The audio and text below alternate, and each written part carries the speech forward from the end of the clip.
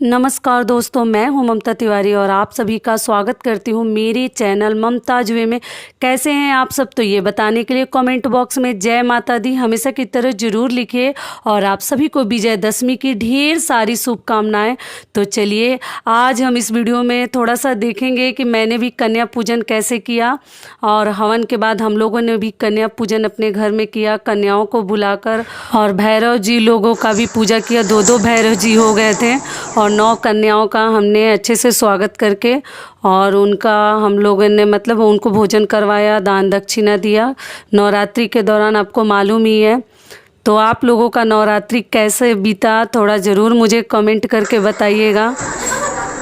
तो देखिए सभी माता रानी छोटी छोटी कन्याएं बैठी हुई हैं और इनको भोजन परोसा जा रहा है। इनको बिल्कुल भूख नहीं लग रही थी। ये बहुत सारे घर में घूम के आई थी मतलब भोजन करके, तो यहाँ पे रो रही थी कि नहीं मुझे बिल्कुल मत दीजिए, ये मत दीजिए, वो मत दीजिए, हम लोग नहीं खाएंगे। हम लोग नियम तो कर लो कम से कम।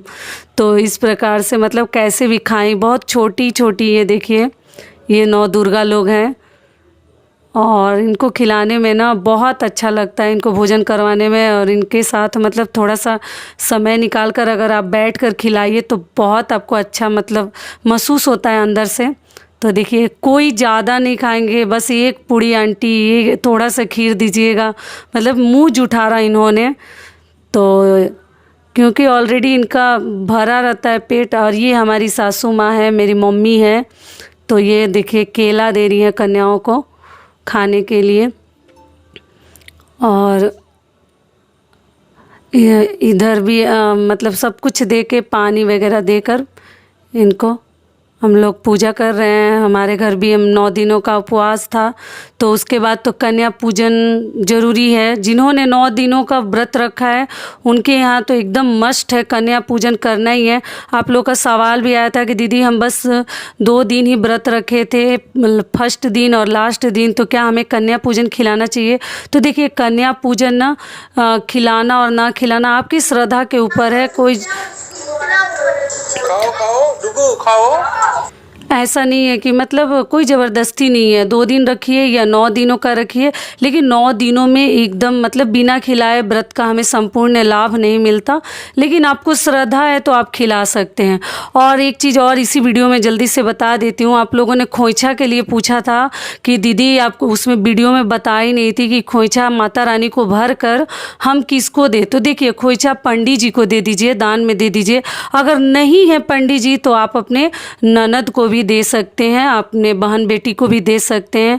और देखिए मैं ला ला कर खिला रही हूँ और ये पानी दे रहा मेरा बेटा और सभी लोग मिलजुल के सभी लोग खिला रहे हैं।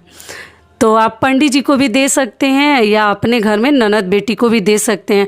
लड़कियां जब खोइछा लेकर जाती हैं ना तो वहाँ पे जो ननद होती हैं घर में वही खोइछा खोलती हैं। तो अभी माता रानी का कौन खोलेगा? तो इसलिए पंडित जी को देने का नियम है। अगर ब्राह्मण आपको नहीं मिलते हैं तो आप जो है अपने ननद बेटी से मतलब उन्हीं को दे सकती हैं। तो इस प्रकार से आपको करनी है। आप लोग पूछ रहे थे और 2 दिनों का व्रत रखे हैं तो दीदी खोइछा देंगे। तो देखिए वो आपके ऊपर डिपेंड करता है। कोई भी कार्य करना आपके ऊपर पूरा निर्भर करता है। अगर श्रद्धा है तो हर कार्य आप कर सकती हैं और अगर नहीं भी करना चाहें तो चलो 9 दिनों का जिन्होंने व्रत रखा है मतलब उनके लिए कुछ नियम ज़्यादा ही बने हैं, क्योंकि इतना कठिन व्रत रख के और फिर हम एक एक नियम थोड़ा सा फॉलो करना ज़्यादा सही होता है हमारे लिए। तो आप देख लीजिए, चाहें तो भर भी सकते हैं, चाहे तो नहीं भी भर सकते हैं। आगे से ध्यान रखिएगा। अभी तो चलो समय निकल गया। तो ये चीज़ मैं नहीं बताई थी, मैं नहीं सोची थी कि आप लोग सोचेंगे कि उस खोइछा को क्या करना है। तो वहाँ तो जितनी सामग्रियाँ हम ब्राह्मण को दे देते हैं, कुछ अपने लिए श्रृंगार का सामान रख के और बाकी तो दे ही देते हैं। तो इसीलिए मैं नहीं बताई थी। और ये देख लीजिए सभी कन्याएं खा रही हैं और एक छोटी सी कन्या चुपके से बैठी थी, वो नहीं खा रही थी, चुप से बैठी थी। शायद वो अपने हाथों से नहीं खाती है। फिर मैं देखी अचानक तो पूछी क्यों नहीं खा रही हो आप? तो बताई कि मैं खुद से नहीं खाती हूँ, खिलाइए मुझे। तब मैं बैठ के देखिए खिला रही हूँ, मैं ध्यान नहीं दी थी उसको। और फिर देखिए उस कन्या को मैं खिला रही हूँ। तो ऐसे करके हमारे घर में नवरात्रि का व्रत मतलब संपूर्ण हुआ। बहुत अच्छा लगता है अपने घर में कन्याओं को बुलाकर थोड़ा सा उनको जूठा उनका वगैरह गिरवाओ, दान दक्षिणा दो। तो बहुत सुंदर लगता है और बहुत बढ़िया फीलिंग आती है अंदर से माता रानी के नाम पर। तो इसी प्रकार से आपको करनी है। आगे से ध्यान रखिएगा, जो गलती मतलब जो चीज़ आप नहीं जानते थे आगे से आपको समझ में आ गया होगा कि खोइछा का क्या करना है और कन्या पूजन में क्या क्या सावधानियां बरतनी हो तो मैं आपको बता ही चुकी हूँ। और ये हवन का लेके फिर आप लोग बोलेंगे तो देखिए सही बात है, मैं अपने वीडियो में बता चुकी हूँ कि मिट्टी के पात्र में करना ज़्यादा शुभ होता है, लेकिन हमारे घर भी वो मिलता नहीं है, हमारे आसपास भी। तो हम लोगों ने भी ये लोहे का ही पात्र रखा हुआ है, क्योंकि आप लोग एक कमेंट ज़रूर आएंगे। तो हमारे घर भी इसी में किया जाता है, क्योंकि सिटी में आप चाहें ना कि हर चीज़ आपके मुताबिक मिल जाए तो नहीं मिल पाता है। तो इसीलिए अगर माता रानी सब कुछ माफ़ करती हैं और सबकी जो परेशानी है ना वो भगवान ठीक समझते हैं, तो इसीलिए हम लोग ने भी ऐसे ही मतलब हवन किया। और ये जितनी सामग्रियाँ हैं ना ये सब 10वीं को हटाया जाता है। ये 9वीं के दिन हम लोगों ने कन्या पूजन किया था और ये जो जहाँ जो चीज़ें हैं वहीं छोड़ देते हैं। सारी चीज़ें हम 10वीं के दिन मतलब विसर्जन करते हैं, उसको कहीं भी सेफ्टी जगह पे जहाँ पैर किसी का ना पड़े, पानी वगैरह में आप डाल सकते हैं या कहीं और झाड़ी वगैरह में। तो देखिए कन्याएँ खा ली और ये देखिए सभी कन्याओं को मेरी सासू माँ जो है मम्मी हाथ में फूल और अक्षत दे रही हैं सभी को अपने ऊपर डलवाने के लिए। देखिए और वो बैठ गई हैं, उनसे खड़ा ज़्यादा नहीं हुआ जाता तो इसलिए वो बैठ गई हैं और सभी को बुलाकर दे रही हैं हाथों में। ये भैरव जी हैं और सभी कन्याएं देखिए खड़ी हो गए लाइन से, सबके हाथ में अक्षत और फूल दिया जा रहा है आशीर्वाद लेने के लिए। देखिए इतने दिनों का जिन्होंने व्रत रखा है और फिर अगर हम आशीर्वाद माता रानी से उतने प्यार से लगन से हमें हर चीज़ करनी चाहिए। नवरात्र के व्रत में हमें हर कार्य या किसी भी व्रत में बड़े लगन के साथ करनी चाहिए। तो देखो इन्होंने पूरा मेरी सासू माँ को आशीर्वाद सर दबा दबा के सिर के ऊपर दे रहे हैं आशीर्वाद बच्चे।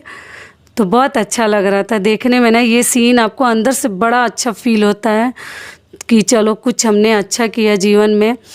तो इस प्रकार से करना। अभी दक्षिणा दे के सबका पाँव छू रही हैं, देखिए सभी कन्याएं खड़ी हैं लाइन से। और ये मेरा बेटा है, उसको मैं पहले शुरू की हूँ देना और मैं भी कुछ दक्षिणा कन्याओं को देकर मैं भी नमस्ते कर रही हूँ, क्योंकि कन्या पूजन का बहुत बड़ा विधान है और बहुत मतलब शुभ माना जाता है। अगर कन्याओं की हम पूजा करते हैं तो ये हमारे हस्बैंड हैं, हमारे पति देव देखिए ये भी दे रहे हैं सभी कन्याओं को दक्षिणा और पैर छू रहे हैं सभी का पैर छू छू के हम लोगों ने जितना हमसे मतलब बना उतना हम लोगों ने किया। बहुत व्यस्त थे और अगर आप लोग के किसी भी कमेंट का मैं रिप्लाई अगर नहीं दी हूँ तो उसके लिए सॉरी, मैं भी बहुत बिजी थी थोड़ा सा, तो इसीलिए आप लोग थोड़ा मुझे माफ़ कर दीजिएगा। कन्याओं को ले जाने के लिए तैयार है, तभी कन्याएँ दूसरे घर जा रही हैं। तो यहीं तक का था हमारा वीडियो। आशा करती हूँ, उम्मीद करती हूँ कि आपको थोड़ा अच्छा लगा होगा। तो फिर मिलती हूँ एक नए वीडियो में, तब तक के लिए नमस्कार।